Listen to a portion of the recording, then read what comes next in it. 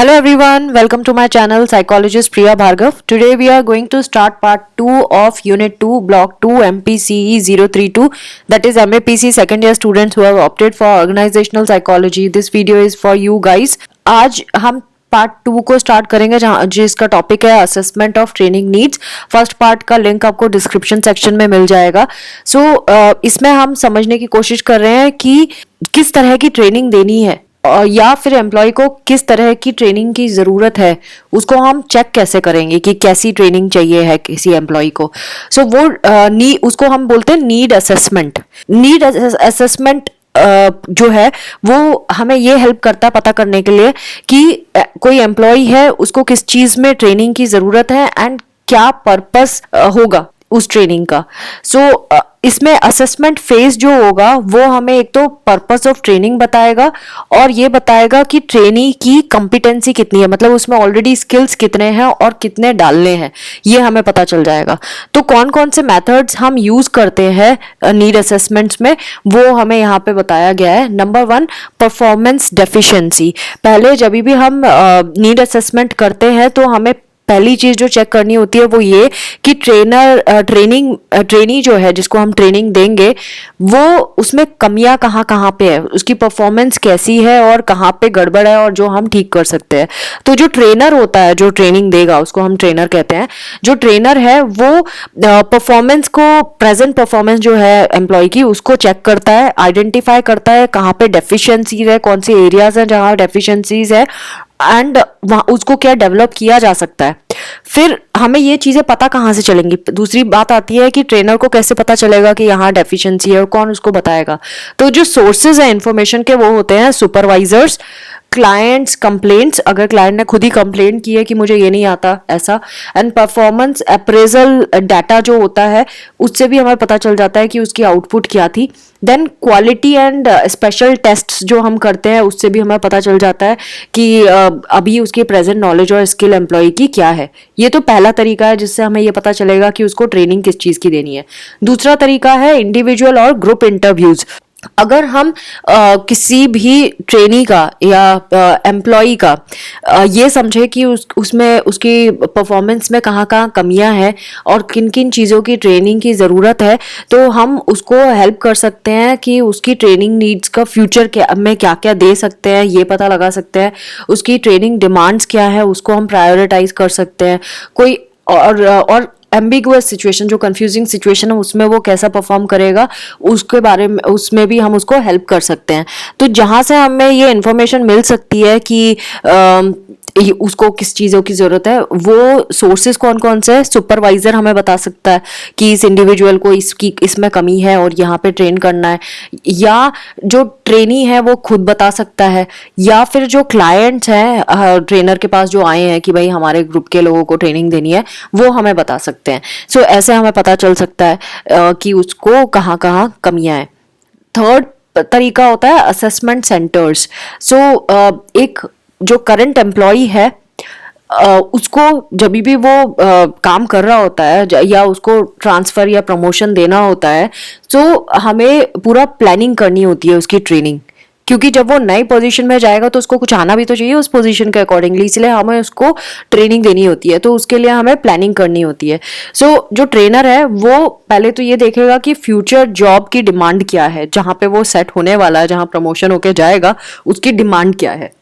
जब एक बार हमें ये पता चल जाता है उसकी डिमांड क्या है तो फिर ट्रेनर ये भी असेस करता है कि अब क्या जो डिमांड है उसके अकॉर्डिंगली उसमें एबिलिटी है या नहीं है, उसको असेस करता है। एंड देन वो कैसे करता है, कुछ टेस्ट परफॉर्म करता है या जो सुपरवाइजरी रेटिंग हुई होगी उसकी एबिलिटीज के ऊपर उसको चेक करता है, उससे पता चल जाता है कि वो कहाँ स्टैंड करता है। उससे फिर असेसमेंट हम आगे ट्रेनिंग प्लान कर सकते हैं। तो ये भी एक तरह का असेसमेंट है। फोर्थ असेसमेंट होता है ट्रेनिंग फॉर न्यू एम्प्लॉयज। ये कैसे हम देखते हैं, जब भी नए एम्प्लॉयज कंपनी में आते हैं और जब भी हम उनको रखते हैं तो हम क्या सोच के रखते हैं कि जॉब का कंटेंट क्या है, उस क्या क्या कैरेक्टरिस्टिक्स हमें चाहिए हैं एम्प्लॉयज में, वही सोच के हम उनको एम्प्लॉयमेंट देते हैं।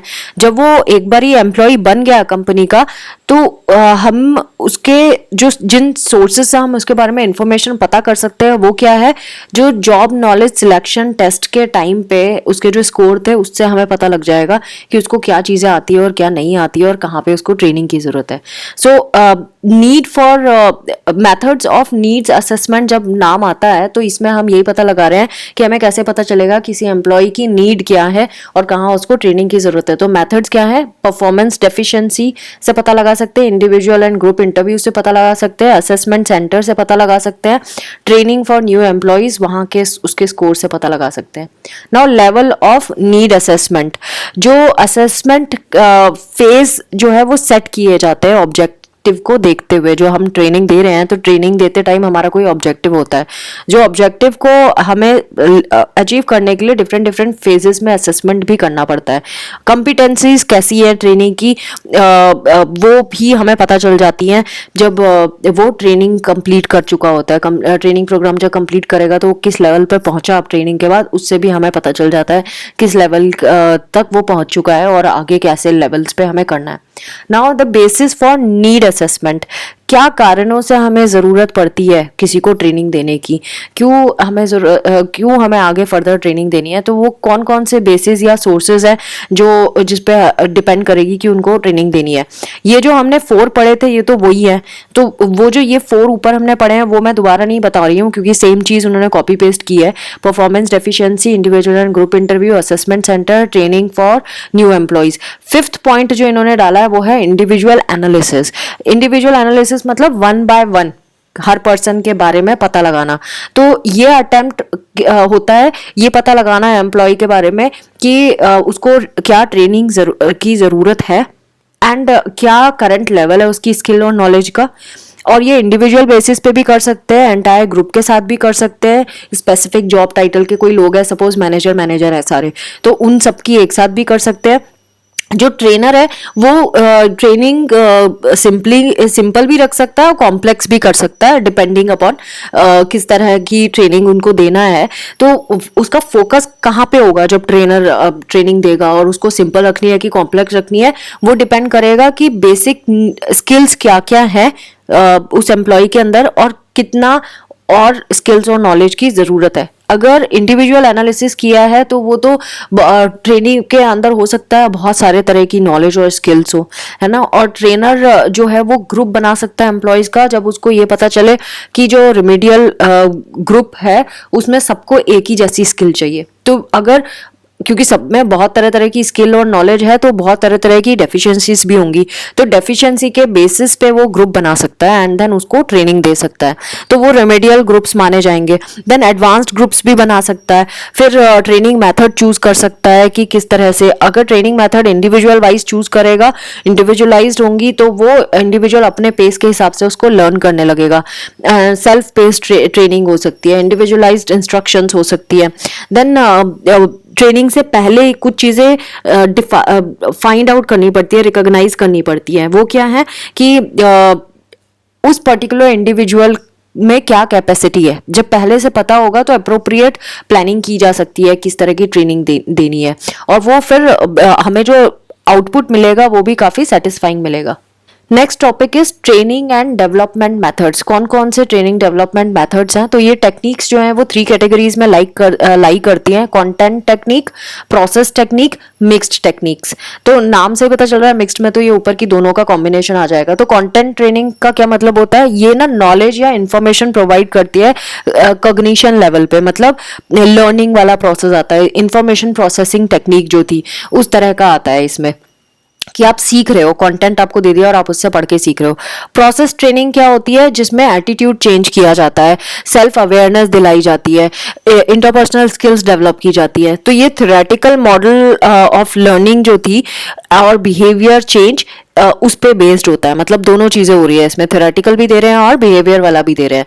सो जैसे कि role play, behaviour modification, transactional analysis, ये सारी की सारी इसमें आती हैं। Then mixed technique, mixed technique में दोनों आते हैं, इंफॉर्मेशन ट्रांसमिटिंग फंक्शन और एटीट्यूड चेंज फंक्शन। तो इसमें हम इंफॉर्मेशन भी दे रहे हैं और एटीट्यूड भी चेंज कर रहे हैं, जैसे कि कॉन्फ्रेंस हो गई, डिस्कशन हो गया, सिमुलेशन हो गया, जॉब ट्रेनिंग हो गई, ऑन जॉब ट्रेनिंग। तो ये हम पहले भी पढ़ चुके हैं। अब इन्होंने सिंपल क्लासिफिकेशन भी किया है ट्रेनिंग मेथड्स का, जो दो कैटेगरी में लाई करती हैं, on the job training method और off the job training method.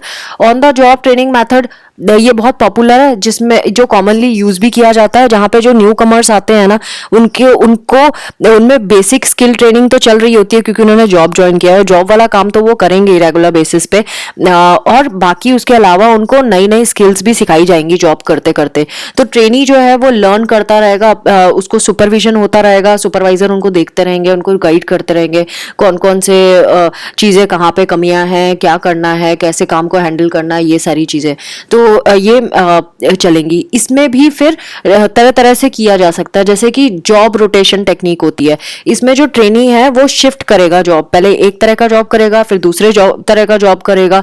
तो एम्प्लॉय को हर एक डिपार्टमेंट की नॉलेज होती जाएगी, एक्सपीरियंस होता जाएगा डिफरेंट डिफरेंट जॉब असाइनमेंट्स में। मतलब ये एक एग्जांपल दिया है कि जनरल मैनेजमेंट पोजीशंस पे जो लोग नए हायर होते हैं उन पे ये जॉब रोटेशन वाली चीज कराते हैं, सो दैट ये उनको हेल्प करता है ट्रेनीज को कि वो हर एक एम्प्लॉय की प्रॉब्लम को समझे कि उनके जॉब में क्या क्या प्रॉब्लम आती है, क्योंकि वो हर पोजीशन में वर्क करके देख रहे हैं।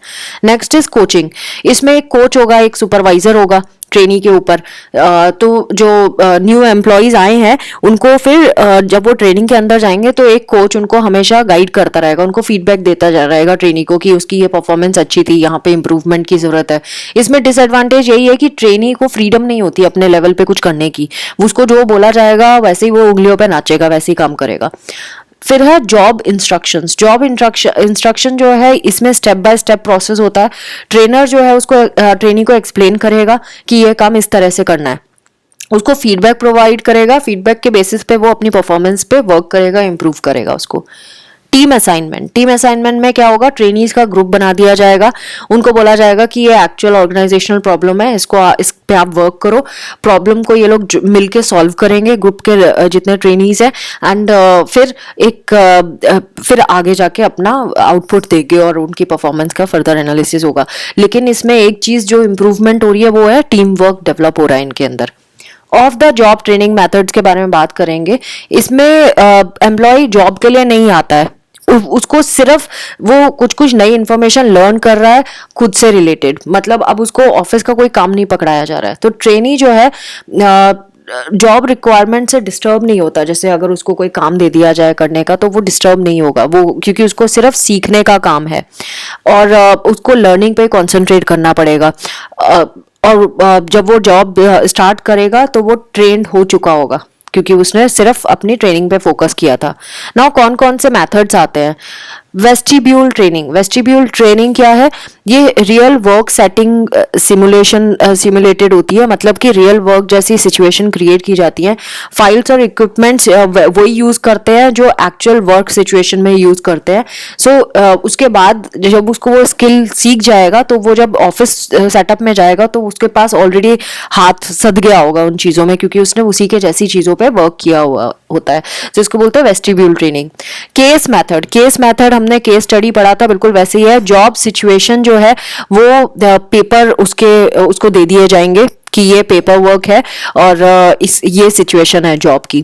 तो अब जो ग्रुप है ट्रेनीज का वो उस प्रॉब्लम को आइडेंटिफाई करेगा, उसके सोल्यूशन ऑफर करेगा। ट्रेनीज एक दूसरे से लर्न करेंगे, उसका फीडबैक एक दूसरे को देंगे, अपनी परफॉर्मेंस का फीडबैक एक दूसरे को देंगे। तो इस तरह से ये मिलकर काम करेंगे। Now incident method. Incident method क्या है, इसमें ट्रेनीज जो है उनको एक पर्टिकुलर इंसिडेंट की आउटलाइन बता दी जाएगी। अब ट्रेनिंग इंटरेक्ट करेगा ट्रेनर के साथ और इंफॉर्मेशन गेन करेगा ट्रेनर से कुछ क्वेश्चंस पूछ के, और फिर एडिक्वेट इंफॉर्मेशन जब ट्रेनी को मिल जाएगी तो वो उसको सॉल्व करने की कोशिश करेगा। जब सेशन खत्म होगा ट्रेनर के साथ तो वो इंफॉर्मेशन ट्रेनर को बताएगा कि हमें ये समझ में आया है, और ट्रेनी फिर कंपेयर करेगा एक्चुअल सोल्यूशन से और जो उसने इंफॉर्मेशन लेके कंप्लीट किया था उससे, और उन सब का कंक्लूजन से उसको नई लर्निंग होगी। Next is role playing. Role playing में जो ये ह्यूमन इंटरेक्शन जैसा है जिसमें रियलिस्टिक बिहेवियर होगा, लेकिन वो इमेजिनरी सिचुएशंस में होगा। कोई इमेजिनरी सिचुएशन को लेंगे और उसमें रियलिस्टिक बिहेवियर पे वर्क किया जाएगा। जो मेंबर्स हैं वो रोल प्ले करेंगे इसमें सर्टेन कैरेक्टर्स का, जैसे कोई मैनेजर का रोल प्ले करेगा, कोई सुपरवाइजर का, कोई वर्कर का, इस तरह से। तो ये मेथड मोस्टली इंटरपर्सनल इंटरेक्शन और रिलेशंस को डेवलप करने के लिए यूज किया जाता है रोल प्लेइंग का। एक्सपीरियंशियल एक्सरसाइजेस, सो इसमें जो केस स्टडी और रोल प्लेइंग, इन दोनों को ही इकट्ठा करके डाला जाता है। तो जो ट्रेनीज है वो एग्जामिन करते हैं उनके रेस्पॉन्सेज एज अ इंडिविजुअल्स, और फिर ये as a member of the group, अपना जो उनकी टीम थी उसके मेंबर बन के भी ये एग्जामिन करते हैं कि उन्होंने कैसे काम किया, एंड फिर लार्जर ग्रुप के साथ इंटरेक्ट करके वो वही सेम चीज आइडेंटिफाई करते हैं और देखते हैं कि क्या क्या रेस्पॉन्सेस थे, और फिर ट्रेनर के साथ भी करते हैं। तो ये खुद के साथ इंडिविजुअली भी देख रहे हैं, ग्रुप में भी देख रहे हैं, फिर बड़े ग्रुप के साथ भी कर रहे हैं, और फिर ट्रेनर के साथ भी कर रहे हैं। तो ये उनको एक्सपीरियंशियल एक्सरसाइजेज होंगी। नाउ कॉन्फ्रेंस और डिस्कशन। कॉन्फ्रेंस और डिस्कशन तो जैसे आपको पता ही है, बहुत सारे लोग हैं वो अपने आइडियाज देते हैं, उनके आइडियाज को एग्जामिन किया जाता है, फिर इंफॉर्मेशन शेयरिंग होती है, जिससे ट्रेनीज जो होते हैं वो इम्प्रूव करते हैं अपनी जॉब परफॉर्मेंस को। प्रोग्राम्ड इंस्ट्रक्शंस, इसमें जो मैटर है सब्जेक्ट का उसको लर्न करने का काम होता है। इसमें सीक्वेंशियल यूनिट्स केयरफुली प्लान करके दी जाती है, और ये यूनिट्स इस तरह से अरेंज की जाती है कि सिंपल से लेके कॉम्प्लेक्स लेवल तक जाती है, और इंस्ट्रक्शंस भी इसी तरह से होती है, सिंपल से कॉम्प्लेक्स लेवल पे। तो ट्रेनी जो है वो इन सारी यूनिट्स को गो थ्रू करता है, उनके आंसर्स देता है, उन क्वेश्चंस के ब्लैंक जहाँ पे भी ब्लैंक्स है उनको फिल करता है। नाउ कंप्यूटर बेस्ड ट्रेनिंग, जैसे कि आपको पता है कि आजकल जितनी टेक्नोलॉजी स्मार्ट हो गई है वो सारी चीज़ें कंप्यूटर पे बेस्ड हो गई हैं।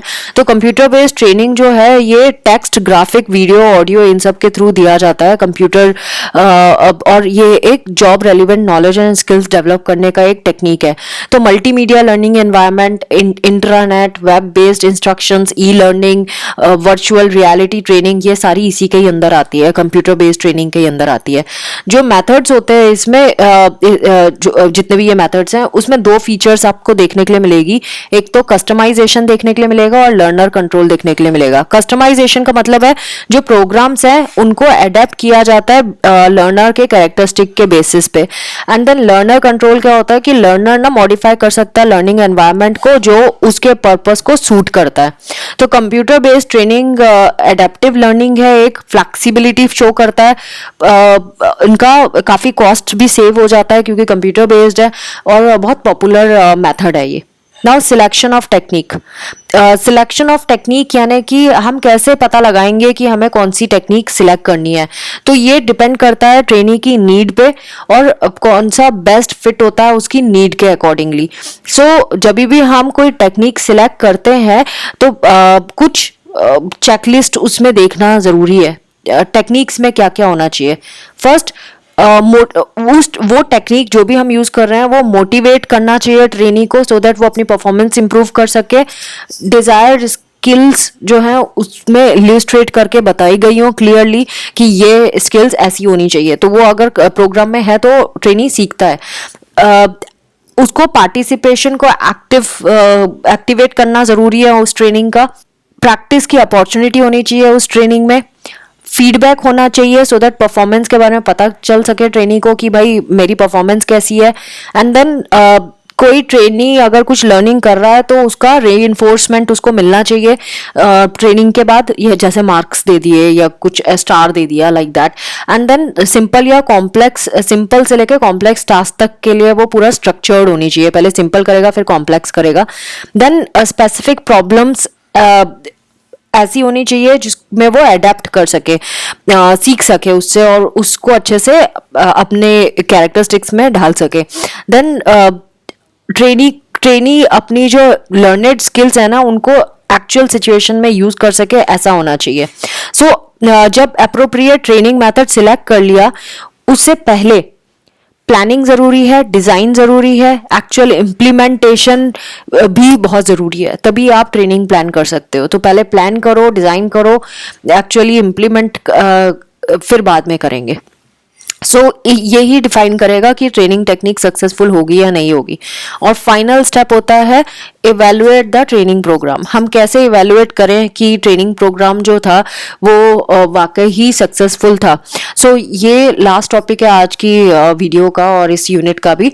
तो इवेलुएशन डिपेंड करता है कि किस तरह की इंफॉर्मेशन हमने कलेक्ट की है, हमारा mode of collection of information क्या है, हमें कैसे पता चला कि ट्रेनिंग में क्या क्या हुआ था। तो एक प्लानिंग स्टेज में ही हमें ये डिसाइड करना पड़ता है कि ये ट्रेनिंग का जो भी आउटपुट होगा उसको हम कहाँ से आइडेंटिफाई करेंगे। सो ट्रेनिंग एवेल्युएशन को डिफाइन कैसे करते हैं वो इन्होंने यहाँ पे डेफिनेशन भी दी है। Any attempt to obtain information on the effects of training performance. ऐसा कोई भी अटेम्प्ट जो हमें ट्रेनिंग परफॉर्मेंस के इफेक्ट को की इंफॉर्मेशन को ऑब्टेन करने के लिए हम यूज करते हैं to assess the value of training in the light of that information. और जो भी ट्रेनिंग की वैल्यू आई है उसको एसेस करते हैं उस इंफॉर्मेशन से, उसको हम ट्रेनिंग एवेल्युएशन कहते हैं। तो बेसिकली ट्रेनिंग का जो भी आउटपुट है उसको हम ट्रेनिंग एवेल्युएशन कहते हैं। सो क्यों हमें ज़रूरत है ट्रेनिंग प्रोग्राम के इवैल्यूएशन की? तो 4 रीजंस हैं क्यों हमें ज़रूरत पड़ती है ट्रेनिंग को इवैल्यूएट करने की। तो पहला चीज़, हम डिसाइड कर पाएंगे कि फ्यूचर में ये ट्रेनिंग प्रोग्राम करना है है कि नहीं, या इसमें कोई कंटिन्यू इसको करना है, मॉडिफाई करना है या हटाना है। क्या अगर आउटपुट अच्छा हुआ तो हम कंटिन्यू करेंगे, अगर हमें लगेगा कि थोड़ा इसमें कमियां थी तो हम उसको मॉडिफाई कर देंगे, अगर हमें ये लगेगा कि भाई ये बिल्कुल ही वर्केबल नहीं था तो हम उसको हटा देंगे, हम नहीं करेंगे, है ना। सेकेंड, क्यों हमें ये करना चाहिए ट्रेनिंग प्रोग्राम इवेलुएट, कि हम इंडिविजुअल ट्रेनीज जो है उसके ऊपर डिसीजन ले सकें, हमें पता चले कि जो वो कंपोनेंट उस ट्रेनिंग में था वो उसके ट्रेनिंग के लिए यूजफुल था भी या नहीं था, एडिशनल ट्रेनिंग उसने दी है कि नहीं दी है, या उसको ऑलरेडी ट्रेनिंग को पता था सब और कोई फायदा नहीं हुआ। देन क्या उसने साइंटिफिक अंडरस्टैंडिंग कंट्रीब्यूट की है ट्रेनिंग प्रोसेस में या नहीं, इसको हम इवेलुएट करते हैं। Then further political and public relation purposes के लिए भी हम करते हैं, सो दैट हमारी क्रेडिबिलिटी, जो ऑर्गेनाइजेशंस की क्रेडिबिलिटी बढ़े, उसकी विजिबिलिटी बढ़े ट्रेनिंग फंक्शंस की, और एक सक्सेस की तरफ वो कंपनी को लेके जाए। तो ये सारे रीजंस की वजह से हमें करना चाहिए। और भी इन्होंने यहाँ पे समराइज किए हैं कुछ रीजंस। डिसीजन मेकिंग में हेल्प करता है जब हम इवेलुएट करते हैं, हमें फीडबैक के बारे में पता चलता है, हमें मार्केटिंग में भी हेल्प मिलती है जब हम करते हैं। सो एफिशिएंसी एंड कॉस्ट इफेक्टिवनेस भी हमें पता चलती है जब हम ट्रेनिंग मेथड को इवेलुएट करते हैं। तो friends, this was all about part 2 of unit 2 block 2 MPCE 032। I hope आपको ये वीडियो बेनिफिशियल लगेगा। अगर ऐसा है तो प्लीज सब्सक्राइब करें, लाइक करें, शेयर करें मेरे videos, and do not forget to press the notification bell. Thanks for watching, take care, bye bye.